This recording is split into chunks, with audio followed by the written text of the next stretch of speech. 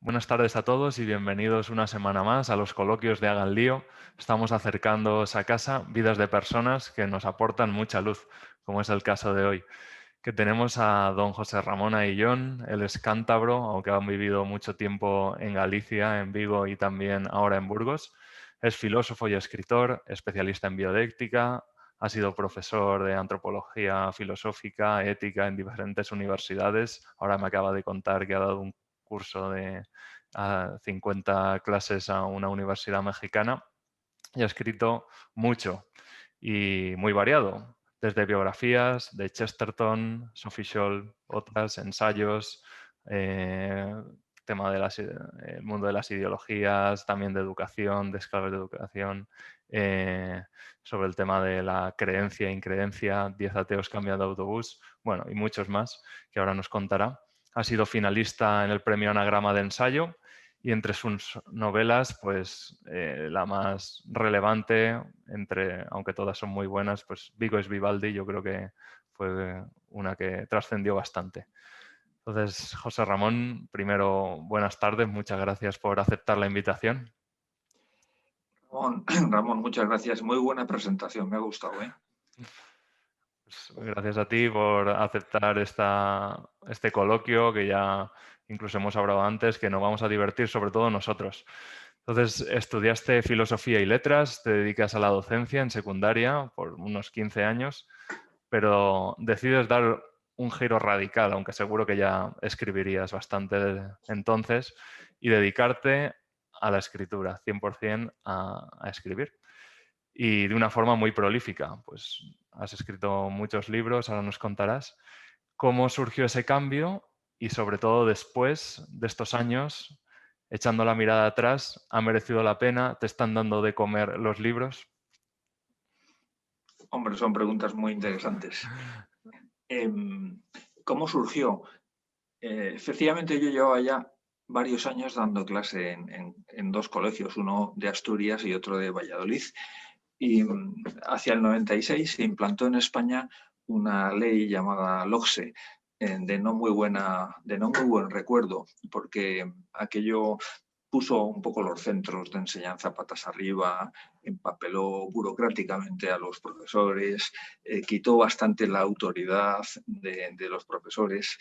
Y a mí me pareció, como ya llevaba tiempo dando clase y digamos que ya sabía lo que era un adolescente y lo que era dar clase, me pareció que esa pretensión del ministerio de volver a enseñarme a mí lo que era enseñar filosofía, me parecía muy pretencioso por parte del ministerio, que a veces uno tiene la sensación de que no han visto a un niño ni en pintura.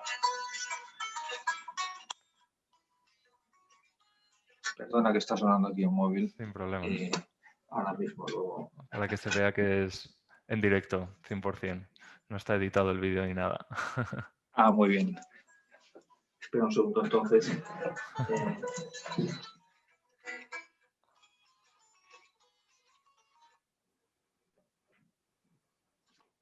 Luis, buenos días.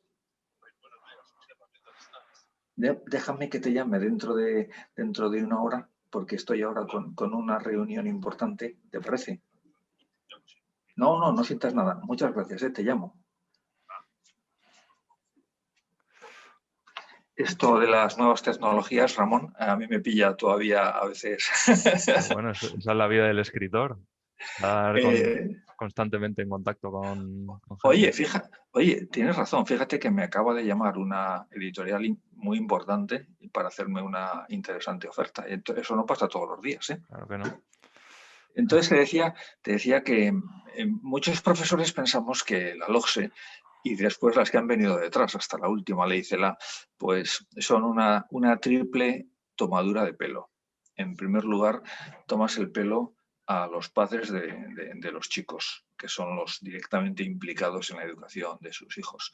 En segundo lugar, estás tomando el pelo a los alumnos, porque no tienes derecho a darles gato por liebre. Y en tercer lugar, estás tomando el pelo a los profesores que han pasado por la universidad o por escuelas de magisterio, no precisamente para gestionar circos, porque tú has convertido con esa ley en un circo, ya te digo, patas arriba, toda la enseñanza. Entonces, a mí aquello fue como la gota que colmó el vaso. y decidí pues cambiar de profesión. Fue una decisión arriesgada y dices, ¿ha merecido la pena? Pues sí, ha merecido la pena. Podía haber salido mal, como todo en la vida, ¿verdad? Siempre que te arriesgas, pues corres un riesgo. Pero he tenido bastante suerte. Por suerte significa encontrar editoriales que te publiquen, incluso ganar algún premio o quedar finalista en algún premio importante que te abra muchas puertas.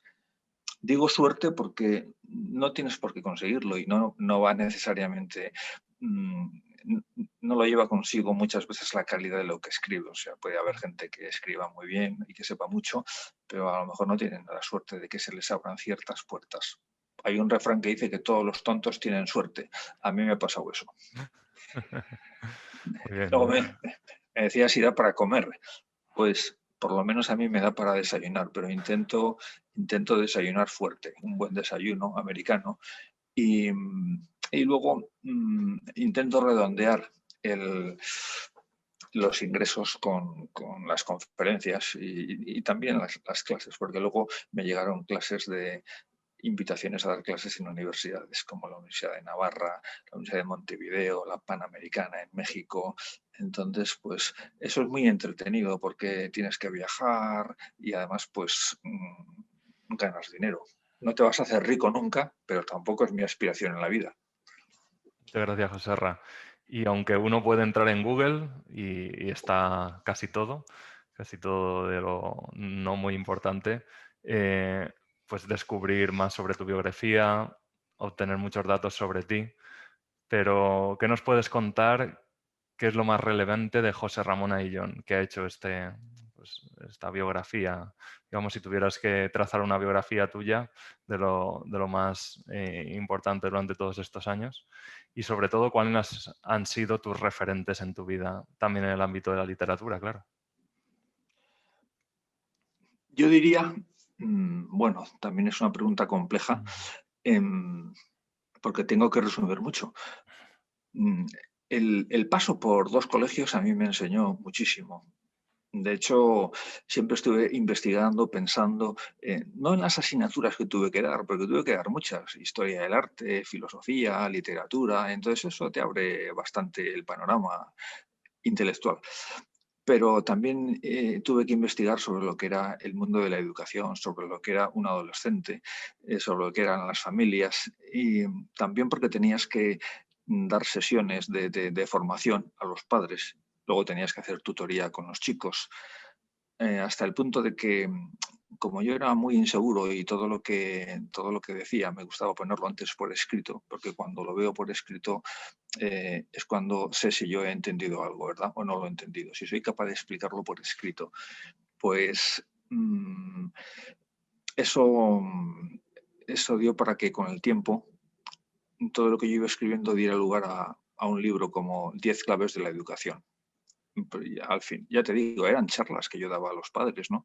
Y luego se convirtieron en conferencias un poco más rimbombantes y luego pues en un libro. Y cuando publicas un libro, pues la gente piensa que sabes y ya pasas a ser un experto y entonces ya te llaman de todos los sitios. Y bueno, pues recuerdo, ese libro me ha llevado por medio mundo para dar conferencias. Luego, un hecho de... Yo nunca había pensado dedicarme a escribir, pero la vida te va llevando a veces por donde no sabes. Por ejemplo, el libro que usábamos de filosofía, el libro de texto que empecé usando, pues era un libro muy bueno, pero digamos que un poco pesado e indigesto para los alumnos. De forma que yo redactaba los propios temas y se los daba fotocopiados. Y entonces ellos me decían que preferían los temas fotocopiados al libro de texto, porque los míos los entendían. Y entonces pues yo fui haciéndolo y al cabo de 10 años, sin darme cuenta, pues terminé todo el temario del libro. Y entonces pues empezaron a pedírmelo profesores de toda España, profesores amigos. Y, y yo dije, bueno, pues ya, es más, yo ganaba dinero. Empecé a ganar bastante dinero porque todos los años, en septiembre, tenía que hacer unos cuantos muchos cientos de ejemplares y mandarlos yo por correo. Y cuando se lo conté a una editorial, pues me dijeron, oye, pero te lo publicamos ya mismo. O sea, si tú mismo vendes esos libros, entonces no tuve ninguna dificultad en publicar ese libro de introducción a la filosofía. Y le pregunté a mis propios alumnos cómo podríamos llamar a ese libro. Y entonces, un antiguo alumno que estaba estudiando periodismo en Pamplona, que se llama Luis Acebal y que tiene la mejor empresa de comunicación del Principado de Asturias ahora mismo, pues Luis Acebal, estudiando periodismo en Navarra, y a la pregunta, Luis, ¿cómo llamo el nuevo libro? Me dijo, a ver, cualquier cosa menos filosofía, porque eso no vende. Entonces me dijo, bueno, y si no es filosofía, el libro exactamente de qué habla, me decía él. Y yo le dije, pues, en torno al hombre. Y me dijo, ese es el título, En torno al hombre. Entonces así nació un primer libro. Luego vino Desfile de modelos, que era un libro de ética. También, tú fíjate por dónde te lleva la vida. Por aquellos años estaban haciendo la bioética y se estaban dando los primeros cursos de bioética en España. Entonces, un joven profesor de ética legal de la Universidad de Valladolid, Javier Vega, ahora don Javier Vega, sacerdote, pues me dijo, oye, José Ramón, no podías darnos, estoy organizando unos cursos de bioética entre la Cátedra de Medicina Legal y el Colegio de Médicos de Valladolid. Vivíamos los dos allí. ¿No podías explicarnos tú la parte de ética? Porque la parte de medicina ya la controlo yo, pero el tema de la ética, las cuestiones fundamentales de qué es la ética, pues de eso yo no sé. Entonces me hizo dar unos cursos que recordamos todavía con cariño, porque nos hicimos muy amigos, mucha gente, ¿no? Y de ahí salió, de la preparación de esas clases, que me exigieron bastante, pues salió un libro titulado Desfile de modelos. En el fondo es de modelos de conducta. Y ese libro lo presenté al premio Anagrama y quedó finalista. Y el ser finalista en Anagrama yo no lo sabía. Son cosas que tú no sabes pero nunca has hecho. El ser finalista en Anagrama te abre muchas puertas y digamos que es el libro que me permitió continuar y vivir de la escritura. Bueno, te he contado solo dos cosillas. Luego el mundo de las novelas es impresionante también, porque claro, no tiene nada que ver escribir un libro de filosofía con escribir una novela. Entonces, ¿cómo entras en el mundo de la literatura, 100% literatura? Eh, Luego está el mundo de las biografías, porque siempre me ha gustado mucho leer biografía y escribir biografía. Pienso que matas 3 pájaros de un tiro con las biografías, ¿eh? Por una parte, si están bien escritas, tú aprendes literatura o haces buena literatura si las escribes. Por otra parte, estás aprendiendo historia, que es fundamental. O sea, en un mundo tan complejo como el nuestro, si no sabes historia, te engañan por todos los sitios, te manipulan. Y en tercer lugar, una buena biografía te está presentando modelos. Y ahora mismo la gente más que nunca necesita modelos, también porque vivimos en una época complicadísima. Entonces yo últimamente casi todo lo que aconsejo son buenas biografías, precisamente por eso. Entonces yo también me metí y entonces estoy como muy contento de haber podido hacer una biografía de unos jóvenes como los del grupo La Rosa Blanca de Alemania, ¿no? Con Sophie Scholl a la cabeza. O estoy muy orgulloso de haber hecho una biografía de Chesterton. Tú me puedes decir, bueno, pero si ya hay muchas biografías de Chesterton y tal, y digo, sí, pero déjame jugar mi baza. Y mi baza con Chesterton es la baza de la amenidad. O sea, las hay que son muy académicas, que son muy profundas, que te cuentan todo Chesterton, pero no, yo no te quiero contar a lo mejor todo, déjame ser ameno, de forma que te haga muy atractivo al personaje, de forma que la persona que lea la biografía diga, uff, yo tengo que leer a Chesterton. O qué tipo más impresionante, o me gustaría parecerme a este señor en este aspecto. Muchas gracias, Joserra. Sí, yo creo que al leerte y a escuchar algunas de tus conferencias, una de tus talentos es hacer cercano, pues los grandes clásicos o personajes tan contundentes, por decirlo de alguna manera, como Chesterton, o con una vida tan apasionante como Sophie Scholl, a todos los públicos, ¿no? O sea, en tus libros pueden poner eso de TP para todos los públicos, puedes leerlo, pues un chaval joven se llevará unas cosas, alguien más adulto o más formado otras, pero son muy amenos, son muy cercanos. Entonces, esa cercanía, por ejemplo, que lo intentaste hacer con las confesiones de San Agustín, me viene ahora a la cabeza, ¿no? Una versión más reducida. Está claro que las confesiones al final tienen una parte filosófica. Recuerdo ahora un capítulo sobre el tiempo donde pedalea, nunca mejor dicho, sobre tiempo, que es el pasado, que es el presente, que es el futuro. Em, ¿Cómo podemos hacer o cómo lo estás haciendo tú para fomentar estos grandes clásicos o acercar a los grandes autores que han constituido lo que es la sociedad hoy en día a la gente actual? Antes hablabas de la amenidad, el hacer asequibles las cosas difíciles a todo el mundo. Yo eso lo tomo como una obligación. Casi es un deber si te dedicas a la enseñanza. Y yo diría, cualquier padre de familia tiene la obligación de explicar muy bien, de forma comprensible, las cosas a sus hijos. Ya lo hacen, eso lo hace una madre desde que el niño es un recién nacido, ¿verdad? Si además has sido profesor de enseñanza media, eso tienes como esa facilidad para hacerte entender por gente jovencita. Y luego tú mismo me hablas ahora de los clásicos. El lema clásico de enseñar deleitando contiene esas dos virtualidades. Por una parte, tienes que enseñar, o sea, tienes que enriquecer al lector.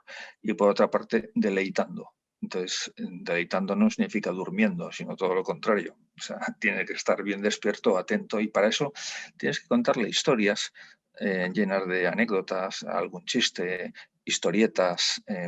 Bien, es cuestión de tiempo, ¿eh? O sea, no pienses que bueno, este señor es que es muy ameno, es que es muy simpático, es que no, ni ameno ni simpático. O sea, a lo mejor es un currante. O sea, a lo mejor es un tipo que pasa muchísimas horas pensando cómo hay que decir las cosas. En realidad es así.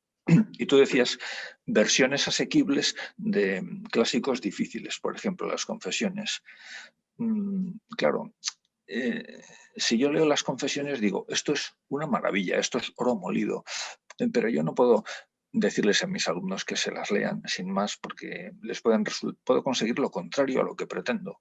O sea, que acaben con aversión hacia la Odisea o hacia Aristóteles o hacia Chesterton o hacia San Agustín.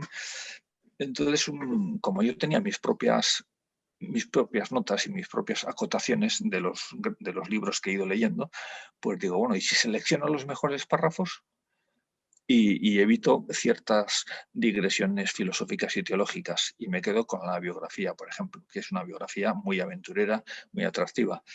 Y entonces fue lo que hice. Y luego lo he hecho también con Chesterton, porque claro, tú dices, me dice un alumno, profesor, estoy leyendo ortodoxia, creo que estoy entendiendo un 10%. ¿Eso es normal?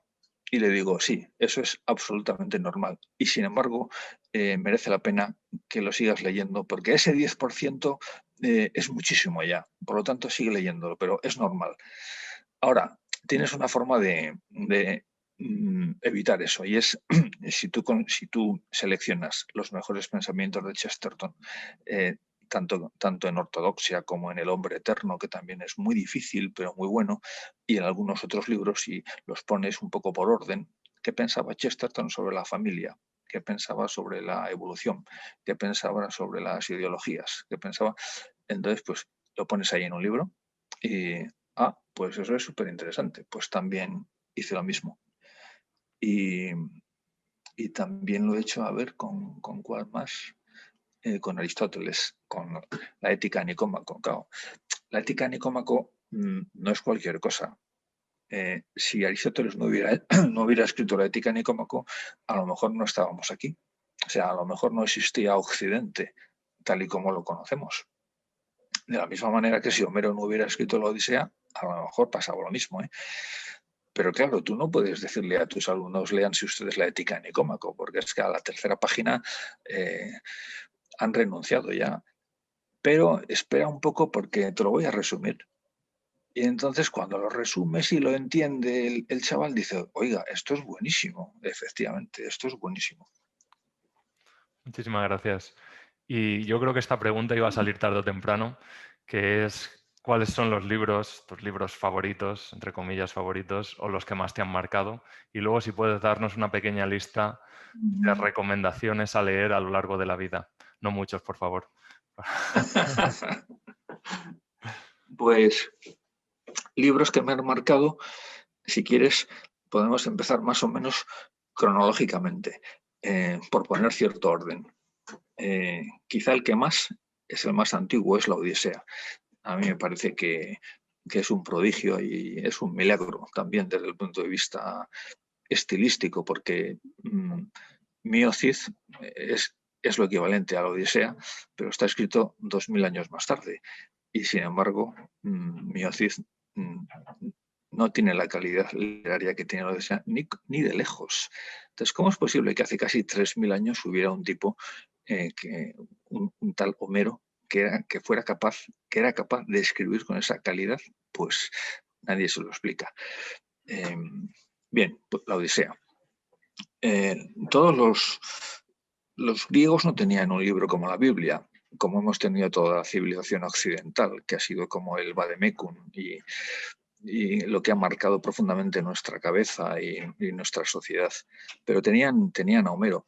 Entonces, y los filósofos clásicos grecolatinos tenían a Homero también, era como su Biblia. Entonces, ahora mismo todo europeo culto, y no europeo, pero bueno, ya que estamos en Europa, debería de leer, tiene que conocer bien la Odisea. Y si es un adolescente o un niño, no pasa nada porque entre ahí por una edición pues adaptada. Luego, siguiendo con los antiguos, me llamó profundamente la atención la vida de Sócrates. Muy bien resumida por Platón en la Apología de Sócrates o en otros diálogos como el Critón o la Carta. No, estos dos. Entonces también me parecen impresionantes. En Pamplona yo recuerdo a un alumno que me dijo, oiga, no nos haga leer estos libros o tantos libros porque no estamos acostumbrados. Y yo además nunca he leído un libro en mi vida. Bien, era una exageración, era un chico asturiano, seguro que había leído más de un libro en su vida, seguro porque estaba en la universidad. Pero yo le dije, mira Ricardo, si no has leído nunca un libro en tu vida, más a mi favor, estos los vas a leer y no te vas a arrepentir. Bueno, pues al final de curso, ¿sabes lo que me dijo? Me dijo, oiga, qué bueno que nos haya obligado a leer estos libros. Por ejemplo, el Critón, ese diálogo estupendo con Sócrates que va a morir, que va a tomar la cicuta, porque fíjese cómo termina.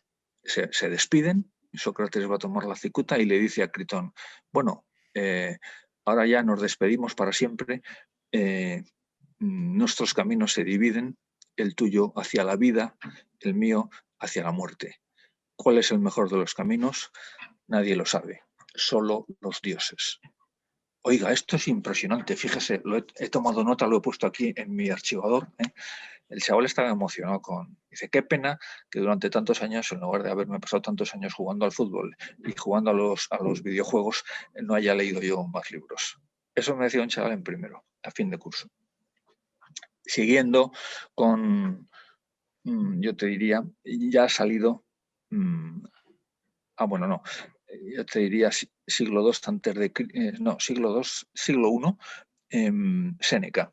Y Séneca es un fuera de serie y además es profundamente ameno y maneja un latín extraordinario de una calidad.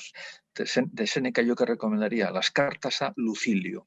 Lucilio es un alumno suyo, un discípulo suyo, y él le va escribiendo muchas cartas y con toda la visión de la vida del estoicismo, que es una visión muy noble, muy educativa, la más parecida dentro del paganismo, la más parecida al cristianismo.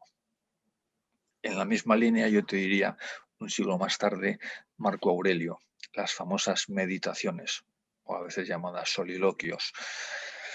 También es una reflexión extraordinaria que tiene la ventaja de estar escrita por un emperador. Claro, un emperador tiene una experiencia de la vida impresionante, no es un teórico que escribe ahí en su despacho, no es una rata de biblioteca, es un emperador romano, que además está todo el día en batalla, ¿no? Al mando de sus tropas. Entonces eso tiene un doble valor. Luego te diría también, damos un pequeño salto al siglo IV, V, San Agustín, las confesiones. Y luego vamos a dar, bueno, por supuesto, en Navarra una vez una promoción de alumnos y profesores se fueron a Norteamérica a seguir las elecciones americanas. Y es una anécdota bastante conocida, que seguro que has oído alguna vez. Tuvieron la suerte de ser recibidos por el director del Washington Post cuando el Washington Post acababa de descubrir todo el problema del Watergate, por el que obligaron a dimitir al presidente Nixon, ni más ni menos. Entonces, parece ser que uno de los profesores allí presentes o un alumno le preguntó a este señor, oiga, ¿qué libros deberíamos de leer los estudiantes de periodismo? Y este señor les dijo, Shakespeare. ¿Y en concreto qué libros de Shakespeare? Y él respondió, todo Shakespeare. ¿Y por qué? Pues porque ustedes van a manejar cuestiones humanas y el hombre es un ser muy complejo. Y Shakespeare es el autor que mejor ha entendido la psicología, la condición humana. Y a mí aquello me pareció, eso lo contaba Paco Sánchez, un mítico profesor de comunicación de la universidad, y a mí aquello me pareció fantástico. Por lo mismo, en una novela que yo recomiendo mucho, que es Un árbol crece en Brooklyn, pues una abuela que es casi analfabeta le dice a su hija, si quieres educar a tus hijos, a dos niños pequeños, pues de 6 y 8 años, deberías leerles todas las noches una página de Shakespeare y una página de la Biblia.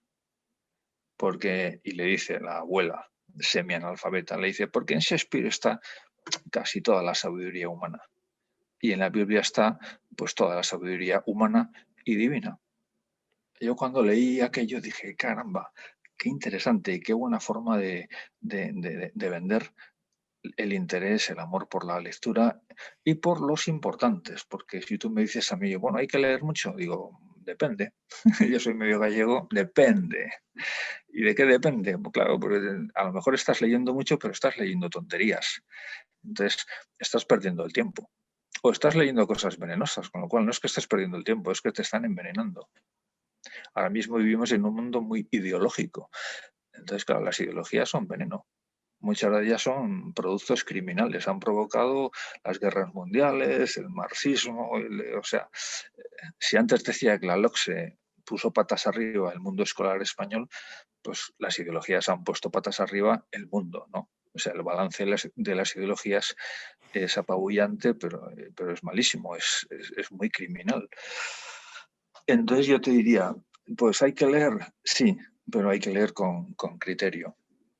¿Y cómo se consigue el criterio? Pues teniendo muy buenos recomendadores. Si resulta que tus padres lo son, porque tienen una gran formación, pues tus padres. Si resulta que tus padres no lo son, pues seguro que encuentras en tu colegio, en tu instituto, profesores con mucho criterio que pueden recomendarte. O amigos de tus padres, o en general gente mayor que con sabiduría y con criterio.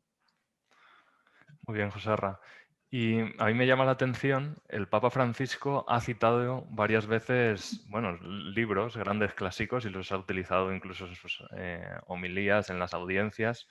Por ejemplo, Los novios de Manzoni, que es una de sus novelas preferidas y lo ha declarado así, que se lo ha leído más de 3 veces.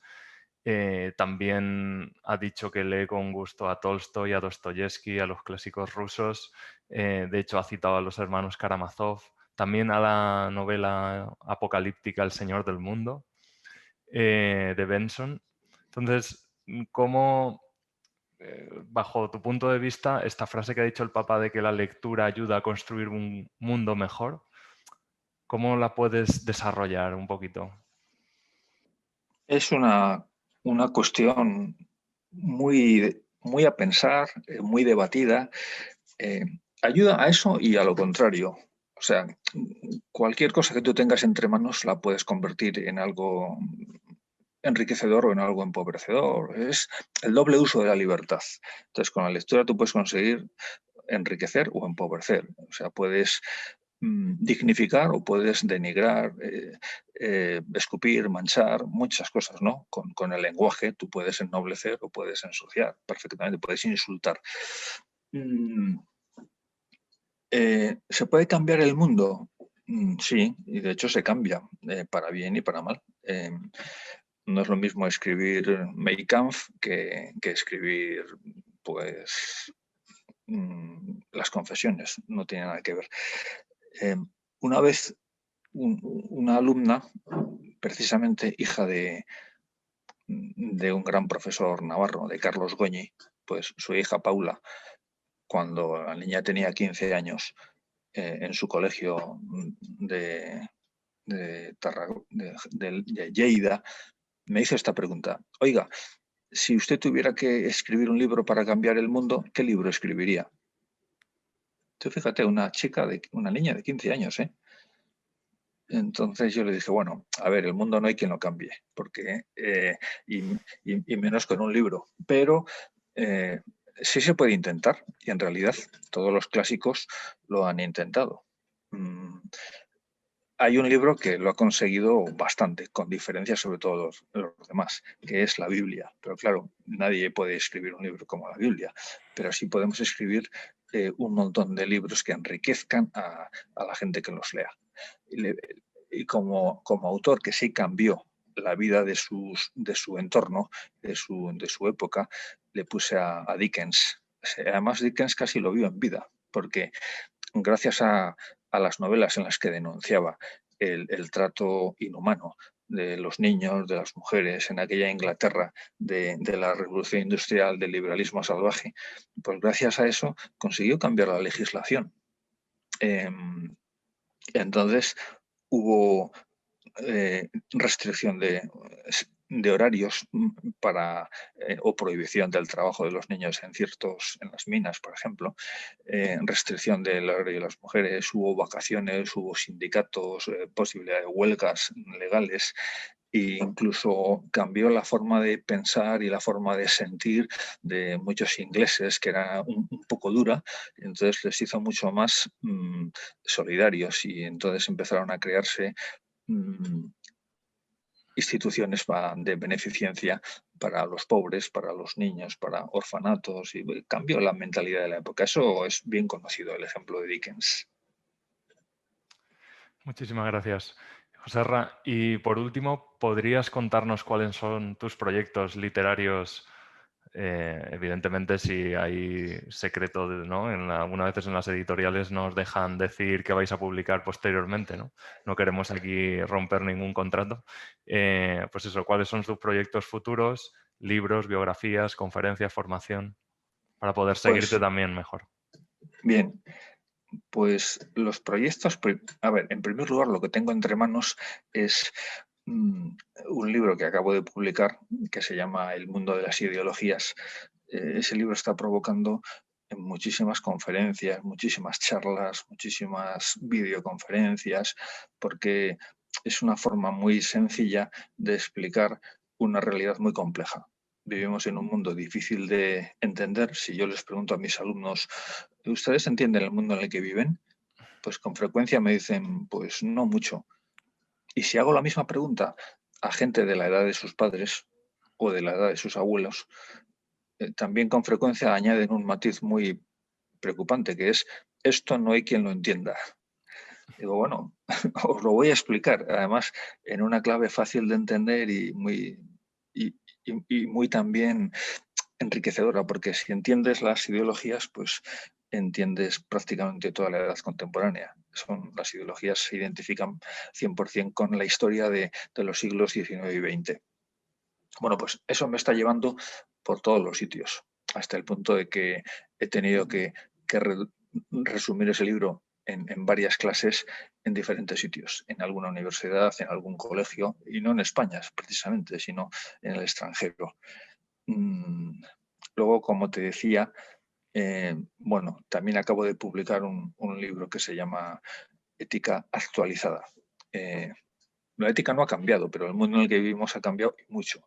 Entonces, antes, hace unos años no existían ni siquiera palabras como transgénero, homofobia, ideología de género. Esas cosas no existían. Posverdad, pero desde hace poco tiempo sí existen y están y el diccionario de la Real Academia las recoge y además son cargadas, son palabras profundamente cargadas de un contenido ético. Por lo tanto, un libro de ética tiene que reflejarlo. Entonces, pues acabo de escribir una ética actualizada. Esas clases de las que te hablaba antes, 50 horas de clase en una universidad mexicana, que empiezo dentro de 15 días, pues son un reto muy grande para mí. Primero porque el formato online no es el mejor formato para dar clase, pero es lo que hay, ¿verdad? Y además yo creemos que ha venido para quedarse, ¿verdad? Como se suele decir. Entonces, pues hay que subirse a ese carro o esa moto. Y aquí estoy preparando. Y luego tengo un libro en, medio fundado, o vamos a fundar una editorial, unos cuantos amigos. Bueno, yo soy el menos fundador de todos, pero soy el primero, va a ser el primer libro, es el mío. Entonces, esta editorial pues saldrá en septiembre y como no tengo autorización del líder, pues no sé si, no voy a decir ni cómo se va a llamar, pero bueno, el libro sí, porque el libro es mío.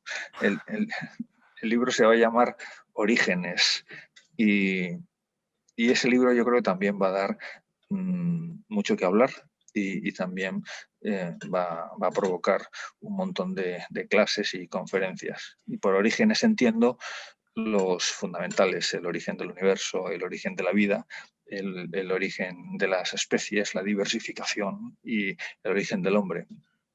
Sobre eso ya he escrito otras veces, pero en la medida en que vas estudiando, pues vas aprendiendo. Y luego yo creo que la receta de cocina que he aplicado a todo ese material, pues va a ser muy atractiva, porque eh, hasta hasta el siglo XVIII, básicamente, toda interpretación que tú dabas de esas cuestiones era una interpretación abierta a la trascendencia. O sea, tú siempre contabas con que había un diseño divino sobre el universo, la creación, y eso aparece en todos los grandes sabios, ¿no? O sea, no ya, no solo los antiguos, sino también los más modernos. O sea, por supuesto, Descartes, Copérnico, Kepler, Galileo, Newton, o sea, es gente son profundamente cristianos. Pero todo eso empieza a ponerse en duda, incluso a contradecirse a partir del surgimiento de las ideologías. Las ideologías son proyectos muy materialistas y son cosmovisiones, o sea, son filosofías. Y ahí empiezan a surgir científicos que también son famosos, que empiezan a ser materialistas, ateos. Eh, entonces es muy bueno confrontar ambas posturas. Y bueno, aquí tenemos la postura abierta a la trascendencia y aquí tenemos estos representantes de las posturas materialistas. Entonces es un libro muy completo porque ahí salen muchas cuestiones muy bonitas y con ese sencillo título, Orígenes, yo pienso que vamos a dar en el clavo. Y ese ya está escrito y si Dios quiere saldrá en septiembre, octubre y serás puntualmente informado. Muy bien, pues José Ramón, muchísimas gracias. Estaremos atentos a Orígenes y a los orígenes de esta nueva editorial y a tus proyectos. Agradecerte participar en este animado coloquio, por habernos dado esos consejos de lectura, por animarnos a leer y nosotros, a los que están viendo este vídeo y a los que lo verán, pues animamos a leerte a ti. Porque, bueno, eres como hemos dicho durante toda la entrevista, pues vas tocando muchos aspectos, pero en el fondo llevas lo esencial del ser humano en todos tus libros, que eso lo tienes muy claro. Muchas gracias de nuevo. Pues encomendamos que todo esto continúe hacia adelante, tus libros, la editorial. Y algún último mensaje también así para cerrar la entrevista.